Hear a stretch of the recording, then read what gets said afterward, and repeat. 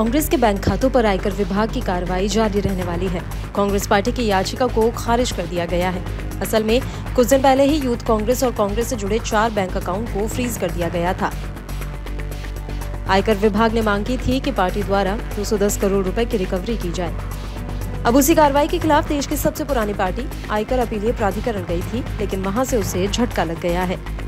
कांग्रेस की तरफ से पेश हुए वरिष्ठ अधिवक्ता विवेक तनखा ने आदेश को 10 दिनों के लिए स्थगित करने का अनुरोध किया था, ताकि भारतीय राष्ट्रीय कांग्रेस हाईकोर्ट का दरवाजा खटखटा सके। हालांकि पीठ ने ये कहते हुए इसे अस्वीकार कर दिया कि हमारे सामने ऐसा कोई प्रावधान नहीं है। तनखा ने तर्क दिया कि आईटी के दावे के विपरीत राजनीतिक दल फंड के लिए विवश हैं, क्योंकि उसे चुनावों के लिए फंड की आवश्यकता है।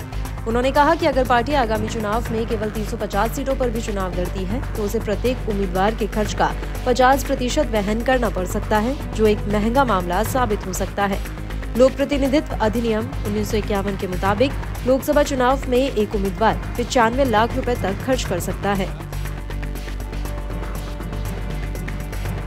कांग्रेस की तरफ से पेश हुए वरिष्ठ अधिवक्ता विवेक तनखा ने आदेश को 10 दिनों के लिए स्थगित करने का अनुरोध किया था, हालांकि इसे अस्वीकार कर दिया गया है। आपको जानकारी के लिए बता दें कि कुछ दिन पहले ही कांग्रेस ने इस मुद्दे को उठाया था और इसे लोकतंत्र की हत्या भी बताया गया था। कांग्रेस नेता जमाकर ने कहा था कि हमें जानकारी मिली कि यूथ कांग्रेस के बैंक खाते फ्रीज कर दिए गए हैं।